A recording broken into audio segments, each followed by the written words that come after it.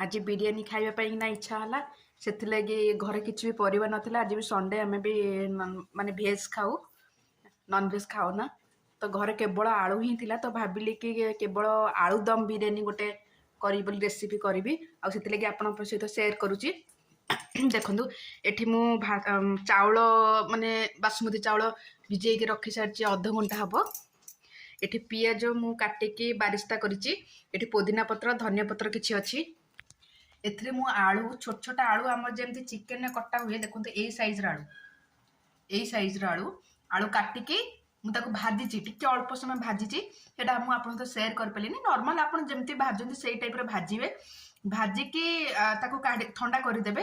तापर नेक्स्ट ये आप गोटे जगह बाउल नब तादे दही किछि पुदीना पत्र धनिया पत्र लंका काश्मीर चिली पाउडर आमर गरम मसला जीरा पाउडर करिडर पाउडर आउ शाही बिरियानी मसला आउ अल्प टिके लुण आप स्वाद अनुसार पकई भलसे गुड़े ने गुड़े की हाँ एथ्रु यही बारिस्ता ओनियन भी मुझे आड कर आड कर पकईकी आलू ठंडा हो सारी आलू को आधे पकेबे ना दही टे फाटला टाइप हो पकईकी मुझे मैग्नेट करने छाड़ी अध घंटा छाड़ी तापर एपट ये एमती मैग्नेट हो सारापर आम यहाँ आड करवा मु पचर आप देखी। एठी मु दुटी टमाटो किछि फाळे पियाज अदा रसुण केवल अदा रसुण एतिकी ग्राइंडिंग करिकी मुझे ग्रेवी पाइना प्रस्तुत कर अल्प तेल पकई ग्रेवी पाइना प्रस्तुत करुच्ची। नेक्स्ट आधे आम जोटा मैग्नेट करने रखीचे से मैग्नेटा आधे आम आड करवा।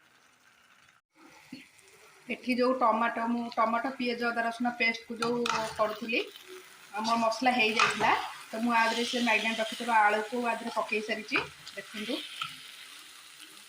तेल भी आज छाड़ा बहुत सुंदर बास्ना होची आधु टेस्ट कौन हम जानी कि बहुत सुंदर बास्ना होची देखा जो कौन होची।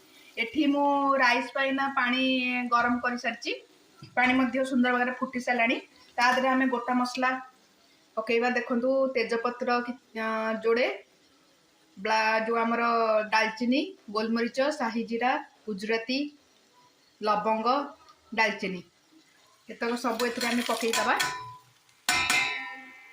पानी फुटिले भलसे आप पकेबे गोटा मसला मन रखु पकई देखिए आप घांटीदबा।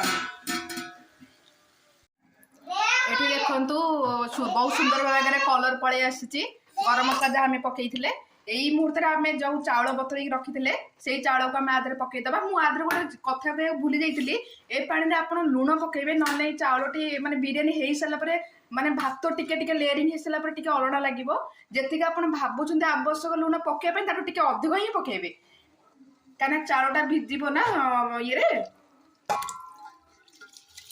चाउल पकईदेली बस आकु आम 60% न हवा को छाड़ीदबा आ बाकी दम रे सेटा हम एबे आपण आकु घोड़े देबे। देखंतु मु एठी भात गाली सारची भात पूरा रेडी केमती देखंतु भात पूरा खोला खोला ही अच्छी यही टाइप ही आप रखिए।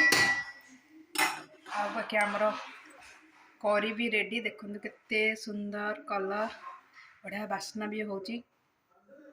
आप नेक्स्ट प्रोसीजर कौन हम मुझे शेयर करुच्ची। देखंतु फ्रेंड्स मु आधे माने प्रेशर कुकर में मु दम देवी आधे मु जहाँ भी करी आधे ऐड कर दीचे फास्ट तापरे राइस तक दे दीची ऊपर टिके कलर देची फ्रूट कलर आउ जो बाकी आमर बड़ी आमर बारिस्ता पियाज ओनियन बारिस्ता ताकू अल्प गरम मसला पुदीना पत्र धनिया पत्र आधे ऐड कर सारी अल्प टिके केरा वाटर ऐड करची। एबे आम आपको दम करने छाड़ीदे 20 मिनट तापर देखा कौन हो।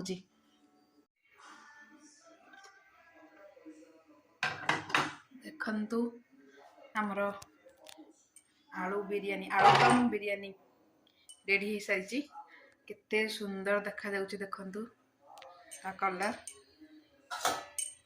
पूरा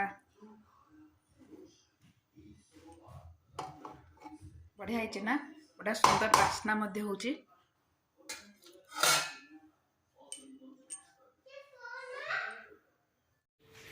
आमर बिरियानी पूरा प्रस्तुत हो सारी देखूँ पूरा गार्निशिंग कर देछि रायता संगे बिरियानी एबे बरला बाबू खाइले कहिबे केमती टेस्ट ହେଇଛି साई सेठी खाउची साई कोन केमती लागुची बढ़िया हां बढ़िया भलो तो केमती लागुची बढ़िया मस्त हाँ साई किंतु जलजीरा पानी खाउची सी रायता खाउनी जलजीरा संगे बिरियानी खाउची कम समय रे आपनकर जदी भेज रो खाइबार अछि भेज बिरियानी किंतु नॉन भेज रो फ्लेवर टेस्ट ना एक्चुअली घरे किछि भी परिबा नथिला ना घरे किछि भी परिबा नथिला केवल आलू ही थिला तो भाबिले कि कोन करबी तो आलू दम बिरियानी ओटा कर देली हो केमती लागुची बळबू बढ़िया बढ़िया सोने बढ़िया गुटे